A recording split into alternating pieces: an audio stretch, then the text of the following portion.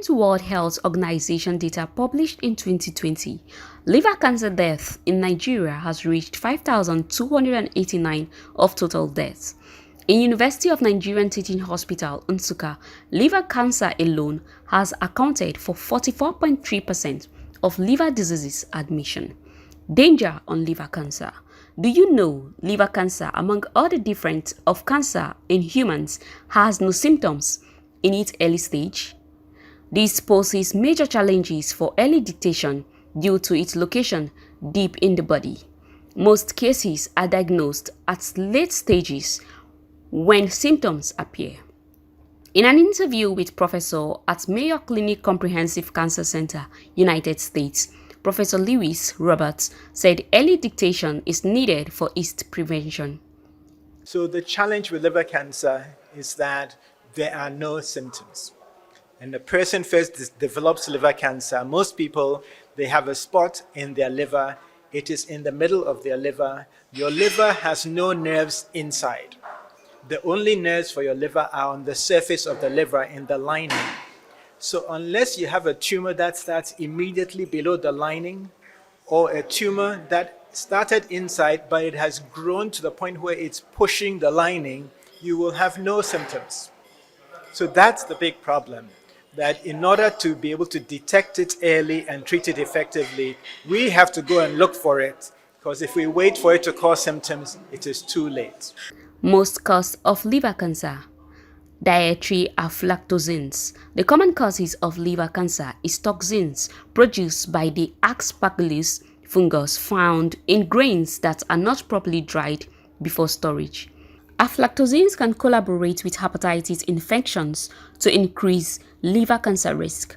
Another risk factor includes chronic viral hepatitis infections. The chronic hepatitis B infection, which affects an estimated 15 million people in Nigeria, and chronic hepatitis C infection, which affects over 1 million people in Nigeria. Other risk factors that increase the chances of developing liver cancer: diabetes, obesity, excessive alcohol use, smoking. Experts said liver cancer risk can be reduced through prevention of viral hepatitis infections. The other cause of liver cancer is hepatitis C. Hepatitis C can now be cured effectively in more than 98% of people using treatment for 8 weeks or 12 weeks with a combination of drugs. So that we can actually cure. And so that's the important thing then, is to screen individuals, find out who has hepatitis C, and treat them so that we can cure them. And we know that reduces the risk of liver cancer by over 80%. Preventions. However, Robert explained that liver cancer risk can be reduced through vaccinating children against hepatitis B at birth and between 6 to 14 weeks, screening of pregnant mothers for hepatitis B, and treating infections during the 3rd trimester can also help curb mother-to-child transmission. From a prevention perspective, that as we think about preventing viral hepatitis, and the key ways are to, first of all, within the first 24 hours of birth, children should receive what we call the birth dose of the hepatitis B vaccine. And then starting at 6 weeks, usually it's 6, 10, 14 weeks, they receive the pentavalent vaccine. That's for the expanded program of immunization. That also contains vaccination against hepatitis B. Call to Nigerian governments. Experts called on Nigerian governments to implement widespread screening programs to identify individuals with hepatitis C and provide fully funded antiviral treatment courses to cure infections. Strengthen public awareness campaigns about liver cancer risk and prevention of viral hepatitis, improved diagnostics and screening access across the country, and support research on liver cancer prevention. Best practices in Nigeria were also advised. Government responses. The Federal Ministry of Health and Social Welfare said they are working to make treatment more affordable through the Cancer Health Fund and reducing cost. The Permanent Secretary of the Ministry, Daju Kachalom, said current administration are working to build cancer centers in 6 geopolitical zones in Nigeria.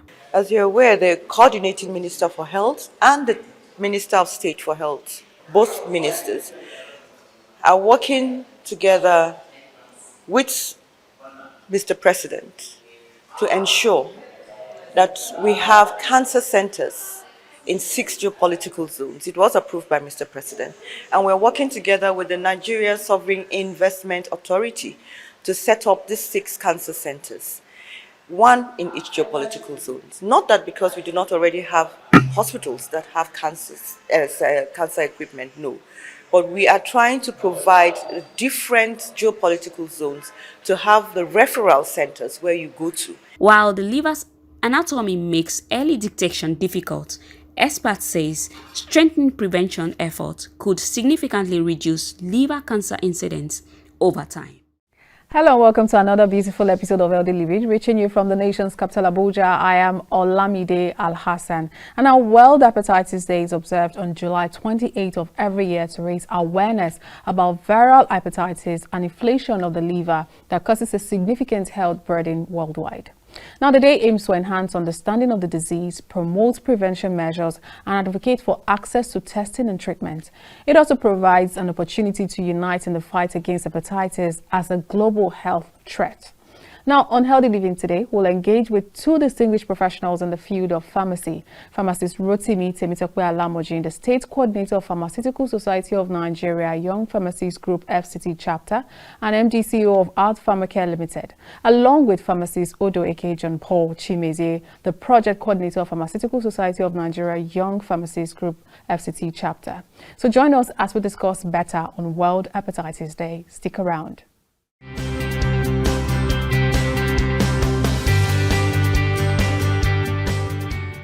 The Commissioner for Health, Dr. Tomi Koka, in Ogun State, has disclosed that the federal government has provided technical support to contain the spread of cholera. She emphasized the importance of personal hygiene, proper food handling, and clean water consumption to prevent the spread of the disease. She also urged the citizen to report any suspected cases to the designated phone numbers, assuring that cholera treatment is free in all government facilities in Ogun State. She admitted that the outbreak of cholera has spread to 30 or more states, noting that Ogun State is prepared to protect the lives of residents and has helped minimize the impact of the cholera outbreak compared to many other states in Nigeria. At the inception, we received the alert on the 12th of June 2024 about the first 2 cases. Both cases tested positive with a cholera rapid diagnostic kit and were managed at the State Hospital Ota. The cases had travel history to Lagos State 24 hours prior to their presentation. As of today, the 24th of June 2024, Ogun State has recorded 25 suspected cases and in 7 LGAs, with 9 confirmed cases with the rapid test kit. Unfortunately, we reported a death at Ijebu North. It states that, and it shares borders with 4 of our local governments. As a way of warning, the risk factors for cholera include eating contaminated food and drinking unhygienic and drinking contaminated water, unhygienic sanitary conditions, and poor personal hygiene, particularly when we want to eat, ensuring that we wash our hands, and before eating our fruits, that we actually ensure that we wash them thoroughly, and we educate our children. Our children particularly are vulnerable because they go to school, the vendors are there, and we in Ministry of Health, we actually screen all the food vendors that present themselves to us at the ministry for all these bacterial diseases. Meanwhile, the Honorable Commissioner for Environment, Ola Oresonya, disclosed that the Ministry of Environment has mandated that eateries, banks, malls, and fueling stations make their toilet available for public use to prevent open defecation. He posited that any of them found guilty would be prosecuted accordingly, while disclosing that the state is constructing over 100 public toilets across the state. Where we find out endemic. Don't forget that cases of cholera outbreak and contamination come especially during rainy season like this, where you have flood. So these are flood-related diseases also, cholera, typhoid, and the rest of it. And during flood season like this, you have runoffs from sewer lines, and they can contaminate even source of underground water supply. And many of the people who are into packaging water and using these boreholes for food packaging, food production and preparation, and especially food that will not be subjected to heat. Yes, there's a likelihood of contamination if you've had an experience of flood in these areas. So during the flooding season, things like this can happen. So we are all out now checking boreholes and well water supply for especially those who are into commercial use of this water supply, and they can distribute this problem easily if they are extracting water from contaminated sources. The prevention and control of cholera in a multifaceted approach is key, with a combination of surveillance, potable water, sanitation and hygiene, social mobilization, treatment, and oral cholera vaccines used. From Abeokuta, Jumoke Toby Fadele, reporting for KAFTAN Television News.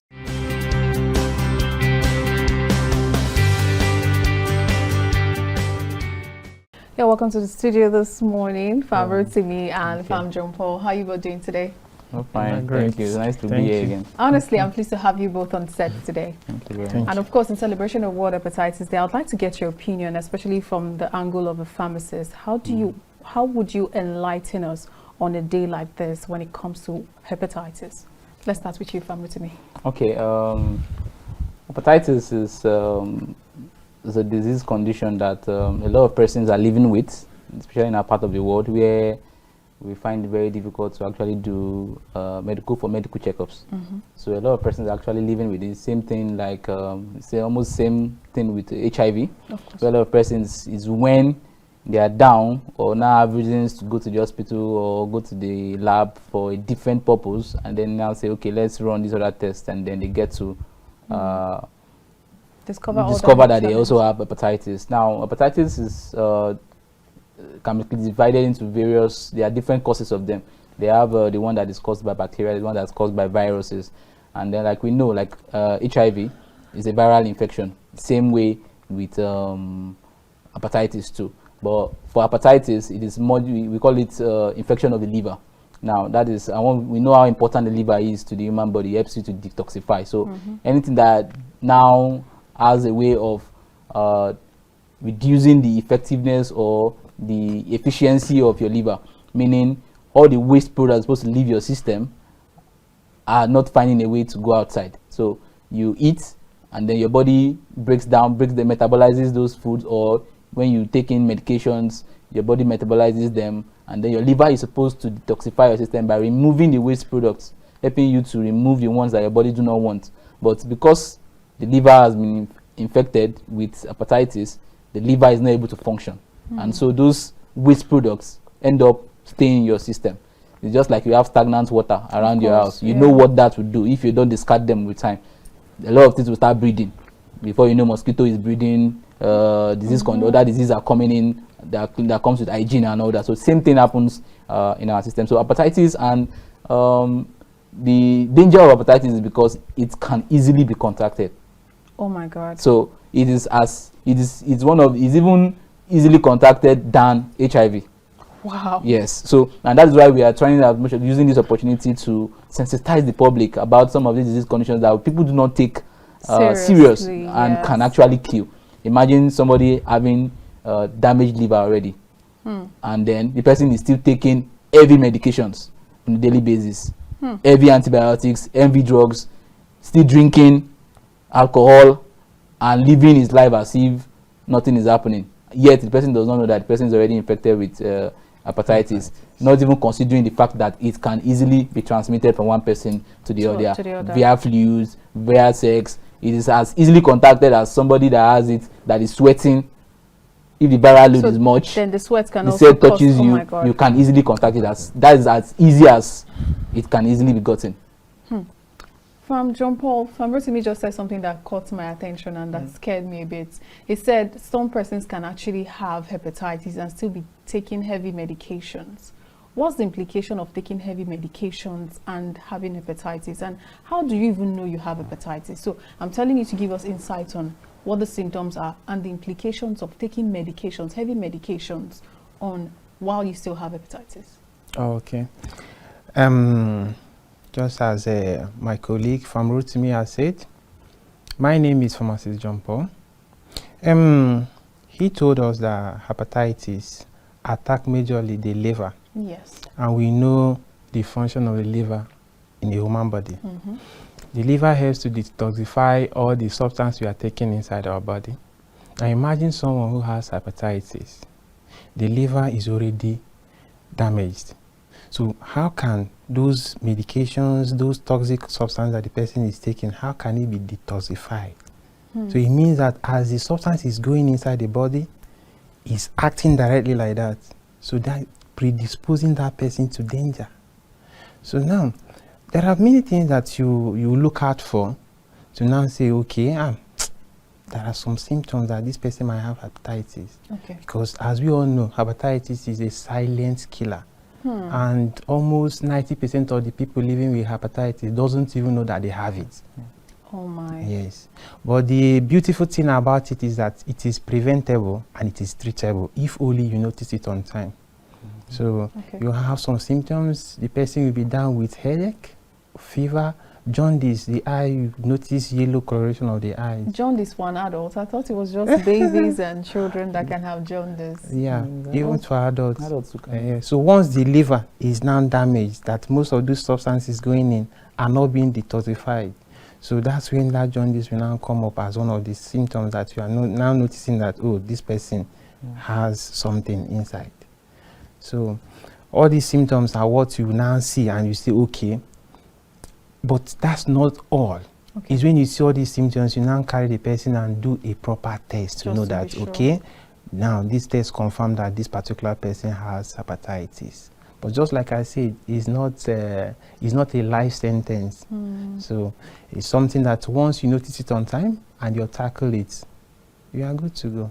All right. So from Rotimi, he described hepatitis as a silent killer. And I'm beginning to wonder, is it possible that there are people who are asymptomatic when it comes to hepatitis? That's number one. And number two, if it is that easy to contract, why is it that there's no so much awareness for it like there is for HIV?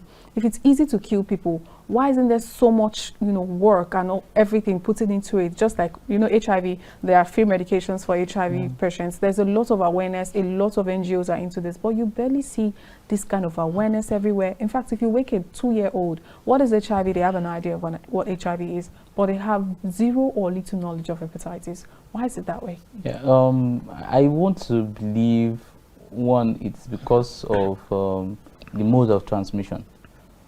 In our part of the world, first, we don't have data. We are very, very bad at keeping data. So that's one of the reasons why hepatitis is, because like you said, 90% of persons that are living with it do not even know they have it. Until one or two reasons take them to the hospital or go to the pharmacy, and then we now have to, go and run this test, and then they get to know or be aware that they are actually having this disease condition in them. So one of the reasons why I feel a lot of work is not being put into hepatitis, one is because of data. We don't have enough data to tell the prevalence rate of this disease condition. Then secondly, the modes of transmission. Now we know majorly for HIV, the modes of transmission is sex. Now in our part of the world, we know how serious we take anything that has to do with sex culturally, and so naturally, a typical African man or a typical Nigerian would want to pay more attention to anything that has to do with sex.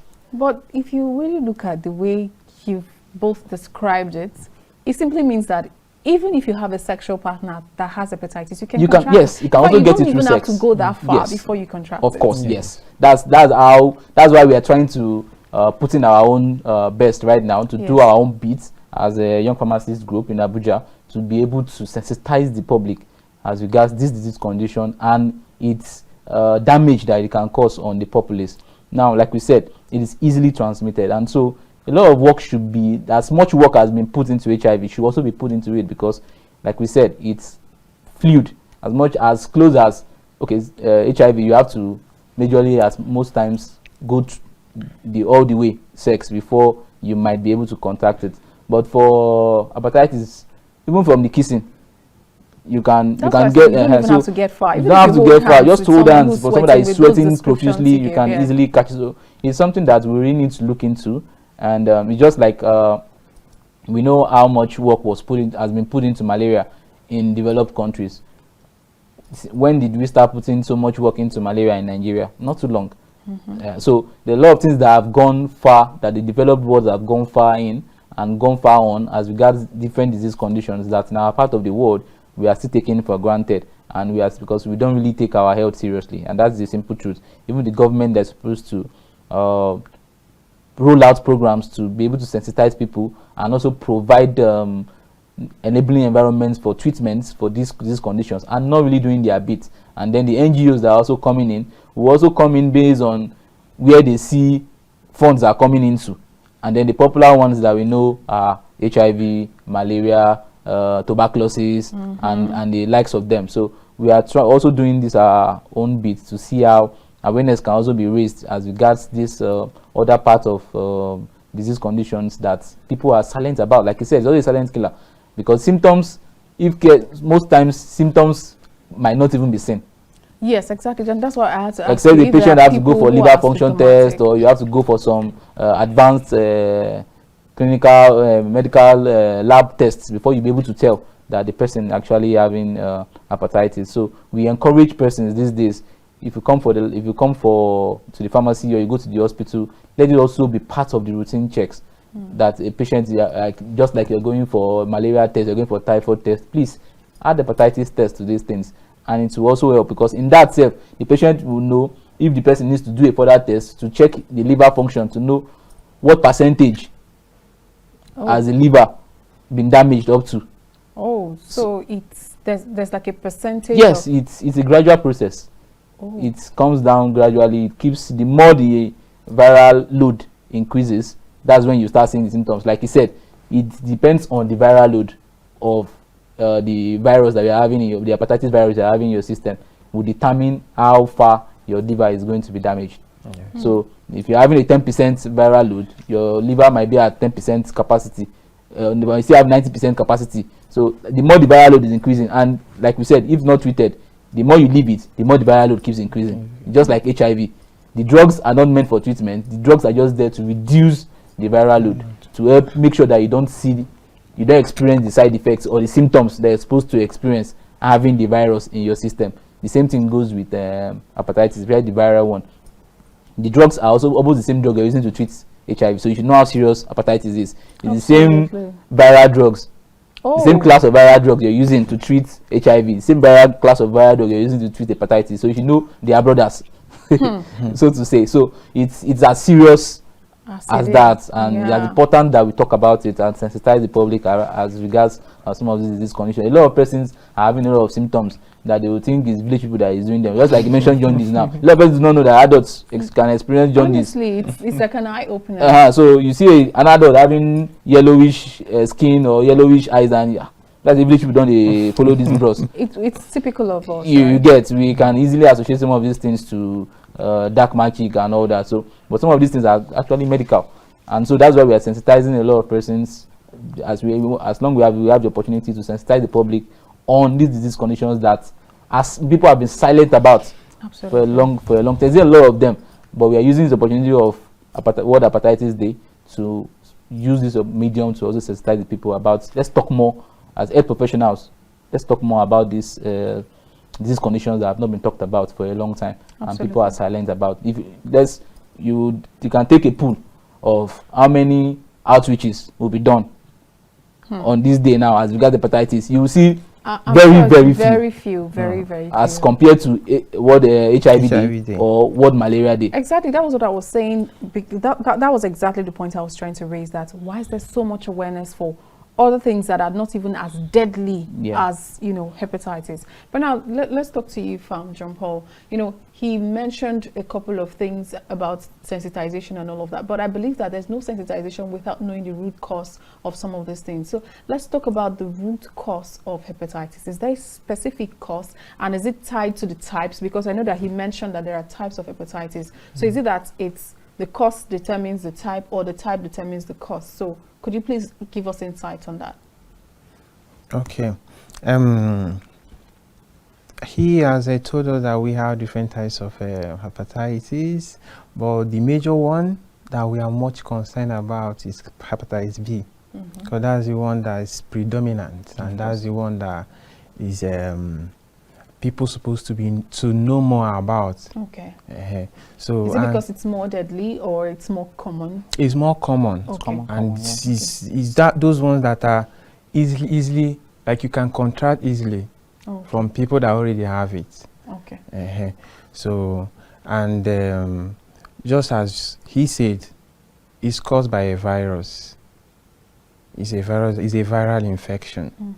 So, and most of this viral infection is something that we can prevent. We can prevent. We are here say that you can contract it through sex, you can contract it through even common sweat, using needle and co. So a lot of hygiene, a lot of preventive measures need to be put in place in order to prevent that cause. Now, in addition to that, I love what some hospitals are doing right now as regards to this hepatitis. You know, majority of people that has this hepatitis at let me say tender age are being transmitted by their mother. That's what they call mother to child transmission. All right, Johnpaul, let me hold you for a minute. Let's quickly go on a break. When we return, the conversation continues. All right, viewers, I'm sure you're learning a lesson or two. The conversation continues shortly. Stay with us. Cholera, a bacterial infection typically spread through contaminated water, has been a persistent challenge in Nigeria. The severity of the situation is evident, with new cases being reported regularly. The Nigerian Center for Disease Control and Prevention, NCDC, says the role of flooding and heavy rains is exacerbating the outbreak and increasing the incidence of other epidemic-prone diseases such as yellow fever, Lassa fever, and meningitis. The Director General of NCDC, Dr. Jide Idris, emphasized the importance of taking preventive measures to curb the spread of the disease. In view of this, we offer the following advice to the people. Vaccination with yellow fever vaccine provides a lifelong protection as the most important means of preventing yellow fever. Use mosquito repellent and wear protective clothing. Clear your surroundings of any stagnant water where mosquitoes can breed. Ensure proper waste disposal and drainage maintenance. Prompt reporting increases the chances of recovery if you experience sudden onset of fever, chills, severe headache, back pain, general body aches, nausea and vomiting, and seek immediate medical attention at your nearest health facility. NCDC says it's implementing the National Incident Action Plan to support states and conduct active case searches. NCDC implementing the National Incident Action Plan for the response. We're intensifying efforts targeted at supporting states to conduct active case search, optimize their laboratory capacity with pre-positioning of cholera management supplies and capacity building in anticipation of cholera surge ahead, in anticipation of possible surge ahead. We still have our eyes on the ball as we continue to strengthen case management efforts to sustain the decline in fatality ratio, or to report the global target case fatality rate of less than 1%. That's the target. NCDC, however, advised Nigerians to take preventive measures, which includes ensuring access to clean drinking water, practicing good hygiene, and seeking immediate medical attention. Zainab Akogun, KAFTAN TV News. Viewers, we're still discussing on World Hepatitis Day today, and it's time to call for action. It is time that we come together and do this together. And we're discussing with Pharm Rotimi and Pharm Johnpaul in the studio. Pharm Johnpaul, before we went on the break, you were trying to give us understanding of some of the causes according to the type, right? And you use hepatitis B as the focal point. So please proceed. Okay. Before we went on a break, I was trying to tell you more about the transmission caused by the mother, and how the hospitals are now playing a role to make sure that the effect is being reduced. Because as we all know, like I said, most of the people living with hepatitis at their tender age got it from their mother. Wow. So now what they do in the hospital is that once you come for your maternity, let's say, what are they even calling it? Antenatal. They will check other things, they will check HIV, they will check hepatitis. If you have hepatitis, no problem. As you are taking the medication, once you give birth, within 24 hours of your delivery, the child will be given a vaccine, hepatitis B vaccine. Now, you know, the vaccine is not given once. The child will complete the 3 doses. 3 doses, yes. Yes. So when the child has completed the 3 doses, you see that that transmission that would have occurred from the mother to that child has been prevented. I told you initially that this disease is not a life sentence, a death sentence. It is preventable and it is treatable. So if we are able to curb it at that stage, you see that we have saved that little child of being exposed to this deadly disease. Absolutely, I completely agree with you. Now, Pharm Rotimi, he just mentioned a vaccine. So does that mean that there are vaccines for prevention, and what other preventive measures? Because I know that while he was also explaining, he said it can be treated with drugs. So what are the preventive measures in cases of hepatitis? Just to add to what he said as regards the hepatitis B, we have A, B, C, D, I think up to E. And I don't know why you didn't throw in. I thought you were going to just touch on it very little, so that we just know. Touch on them very quickly. The reason why he mentioned hepatitis B specifically is because hepatitis B is the major one out of all of them. I think B and C that can, if not treated on time, can lead to the chronic stage. Now, hepatitis A, if contracted, usually stops, is the one that we call hepatitis jaundice, and usually from mother, what you just explained, from mother to child, which can easily, it usually stops in the acute stage. It doesn't really, most times, do not develop to the chronic stage. But for hepatitis B, once left untreated, and then once you contract it, it can stay in the system up to 6 months without symptoms.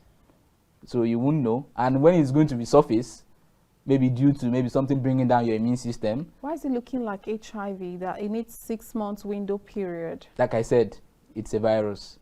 And then it takes almost the same pattern with the HIV virus too.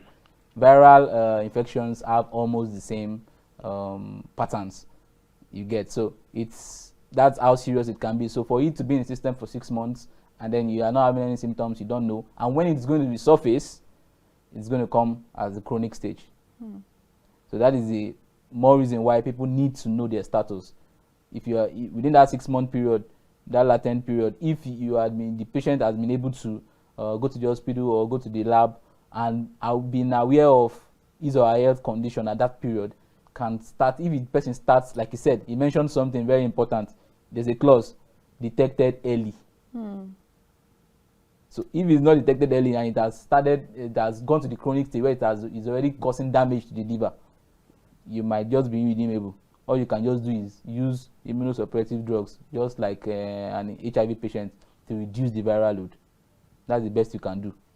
Just to keep your liver, to reduce, if your liver is supposed to finish its work, the hepatitis is supposed to kill the liver in maybe 3 years. Using the drug, you might be able to extend it, maybe have a window period of maybe 5 years or 6 years before your liver packs up finally. So basically, that's just it. So like you said, yes, it's treatable, but at the same time, it's not treatable if it has gone to the chronic stage. Same way HIV can be managed properly, and you can still live your life if detected early. And that is why I have some patients now. I'm not encouraging people to be irresponsible, but I have some patients, once they've gone and they've seen that they've misbehaved outside, they quickly come and take these are our drugs that they use for prevention for HIV. There's a name we call it. PrEP. Thank you, PrEP. Prophylaxis. Just to make sure that if there's any chance that they've contacted it, let the drug take care of the viral load immediately before it starts developing to the viral load starts increasing to the point where it is now irredeemable, that you just have been managing it.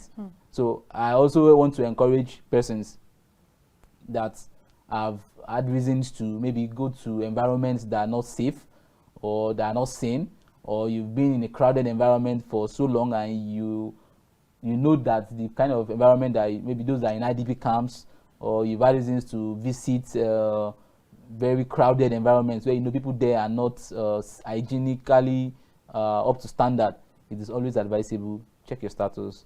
If possible, take prophylaxis. Prophylaxis, viral prophylaxis that you can take that can help take care, knob it in the bud immediately before it starts. The viral load starts. This prophylaxis you just mentioned, is it an over-the-counter drug? Yes, you can get it over the counter. Yes, you can get it over the counter. Okay, I just have to be sure of that. Yes, you can get it over the counter. Okay, so what are some of the lifestyle adjustments that one needs to put into consideration, in order to stay safe from hepatitis? Okay, it's a very nice question. Okay. Because we are talking about prevention as well as the cure. Yes. Okay, so personal hygiene is a very important key. As we all know, the said virus can be contracted through ordinary sweat. So personal hygiene is very, very important. Now, most of in our generation, we don't see sexual intercourse as much of a deal. But there's still need for us to know that this said virus can be contracted through sexual intercourse. So there is still need for us to make use of protection in as much as we are doing it. But it's not 100% safe, because the same sweat we are trying to run away from, we can still get it from there. So if you are using protection, what about the sweat? So you are not 100% safe. If you are saying that, oh, I'm having sexual intercourse and I'm using condom, so I'm protecting myself against hepatitis. You still have other ways. You still have other ways, through kissing, through sweat, so all those ones. Now, also sharp objects. In our society now, where everybody will just have 100% trust within ourselves, you can just rush into your neighbor's room. Please give me your needle. Let me just quickly mend something. This virus can be contracted through sharp objects, which needle is one of them. For ladies, even the comb you are using, another sharp object. If you're fond of picking people's pimple, you can get hepatitis. Yes. There's transfer of fluid. It's transfer of fluid. So all those things is what you just put in place. You maintain your personal hygiene in a crowded environment. In as much as we are Nigerians, we know that once in a while we must still enter in a crowded environment. There's nothing you can do about it. Absolutely. That's why if you know you are going to mingle in a very crowded environment, wear a long sleeve. Long sleeve. So that even if you are touching human being, it's your clothes that is touching them. And as you are coming back, that cloth needs to be like you don't even wear that cloth inside your room. You put it outside so that you wash it. But is it possible? So this is sounding like you have OCD. When you start doing that, you get home and you're like, please, I want to take off this shirt because I've been in a place where a lot of people are. But people do it. How do we manage this better? Because before you begin to do that, or you're in a crowd and say, please don't come close to me. People will be like, are you normal? I've seen someone who would say, I don't want to even touch your door. So open it for me. Let me just come in. I don't even want to touch your chair. Yes. Just help me, assist me with the chair. Let me just sit on it and do whatever I have to do and go. I don't want to touch anything around here. And such people just look really weird. So what's the best thing to do? Does vaccine totally protect you from hepatitis? Yes, it does, because the essence of vaccines are to help your body recognize and produce antibodies to fight that particular disease condition that you have used the antibody vaccine for prior to that time.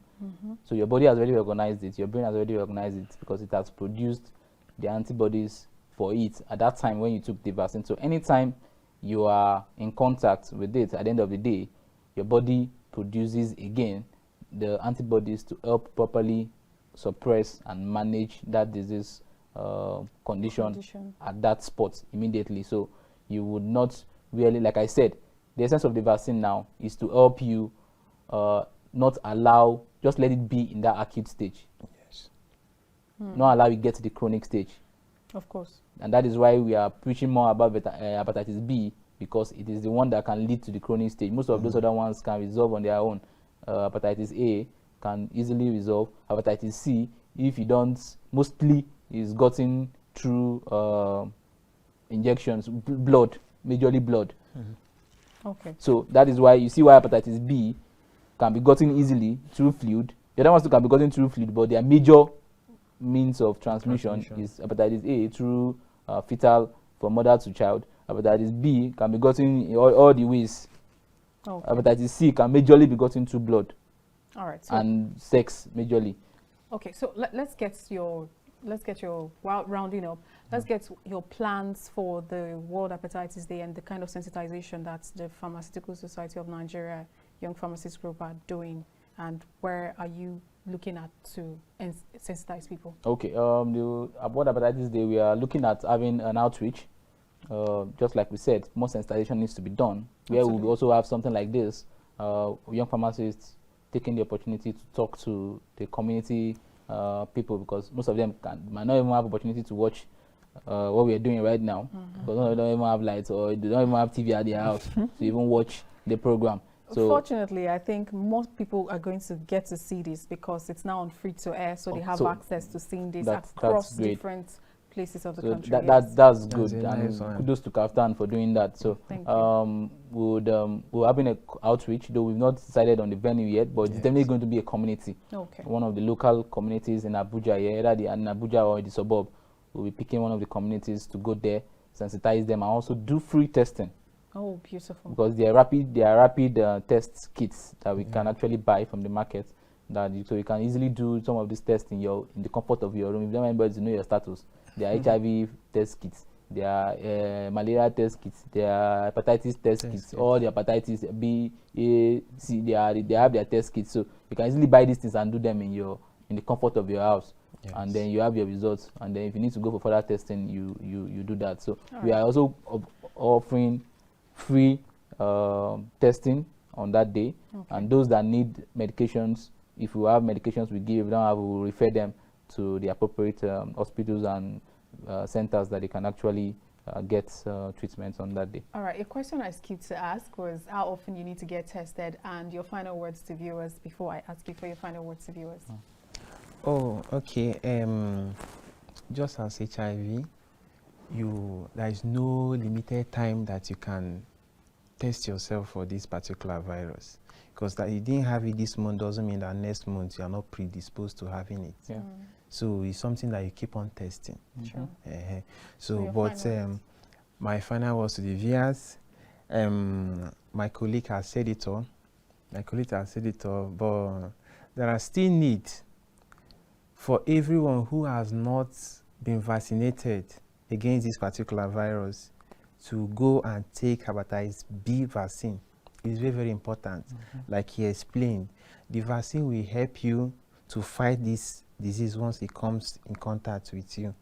So, but many people doesn't even know about this particular vaccine, and there is very good need for you to get yourself vaccinated. All right, so Pharm, Rotimi, your last words to our viewers. Okay, just to add to what you have said, the vaccine is very important. Personal hygiene is also very, very important.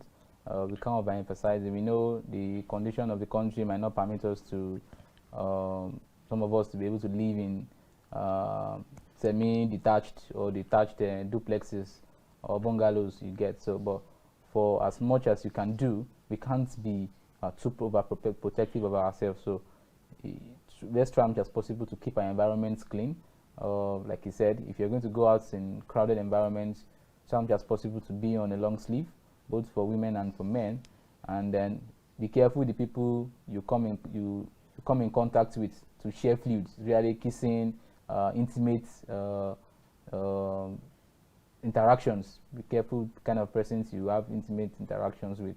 And then also let's try as much as possible to sensitize people around us to actually get tested. Like I said, there's no limited number of time you can actually do the testing, and to also add, it's not that expensive.